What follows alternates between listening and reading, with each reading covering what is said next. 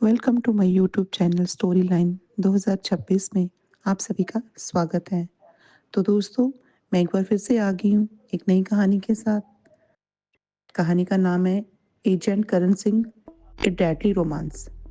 तो चलिए दोस्तों, शुरू करते हैं कहानी। एजेंट करण सिंह ने अनगिनत बार मौत का सामना किया था, लेकिन कोई भी चीज उन्हें उसके लिए तैयार नहीं कर पाई थी। वह महिला जिसने उनकी जिंदगी हमेशा के लिए बदल दी, ये सब एक इत्तेफाक से शुरू हुआ। करण पेरिस में एक अंतर्राष्ट्रीय हथियार तस्कर का पीछा कर रहे थे। तभी उनकी टक्कर मीरा इवानोवा से हुई। मीरा एक बेहद खूबसूरत महिला थी, जिसकी गहरी हरी आंखें और मुस्कान रहस्यमयी थी। उनकी वह मुलाकात संक्षिप्त थी, लेकिन उसके व्यक्तित्व में कुछ ऐसा था जिसने करण को अपनी ओर खींच लिया। कुछ दिनों बाद किस्मत ने उन्हें फिर से मिलाया।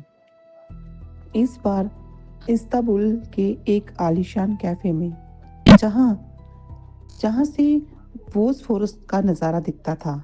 उन्होंने बातें की, हंसे, और सालों में पहली बार करण ने वह महसूस किया जिसे महसूस करने की उन्होंने खुद को इजाजत नहीं दी थी।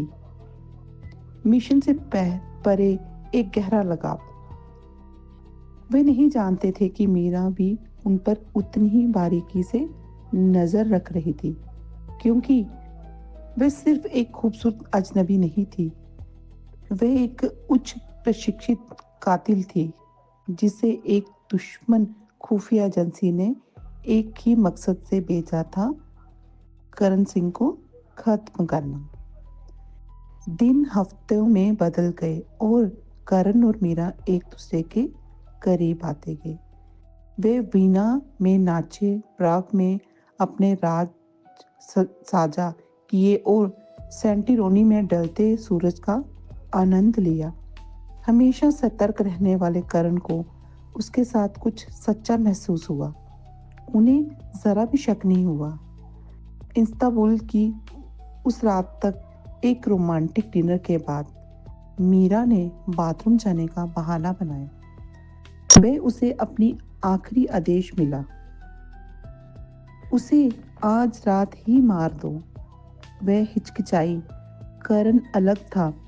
वह उन अन्य लक्ष्यों की तरह नहीं था जिन्हें उसने अब तक खत्म किया था, लेकिन फर्ज पुकार रहा था। कमरे में वापस आने पर करण ने कुछ अजीब महसूस किया। मीरा के खड़े होने का तरीका बदल गया। उसकी आंखें ठंडी पड़ चुकी थी, और फिर जैसे ही वह उन्हें चूमने के लिए झुकी, करण को उसका एहसास हुआ। उसकी कलाई की एक सूक्ष्म हरकत और चमकता हुआ खंजर। करण की प्रवृत्ति जाग उठी। जैसे ही खंजर चलने वाला था, उन्होंने उसका हाथ पकड़ लिया। उनके बीच हाथापाई हुई, लेकिन वह धोखा किसी भी ब्लेड से ज्यादा गहरा जख्म दे रहा था। तुम्हें किसने भेजा है? करण ने उसे दीवार से सटाते हुए कड़क आवाज में पूछा।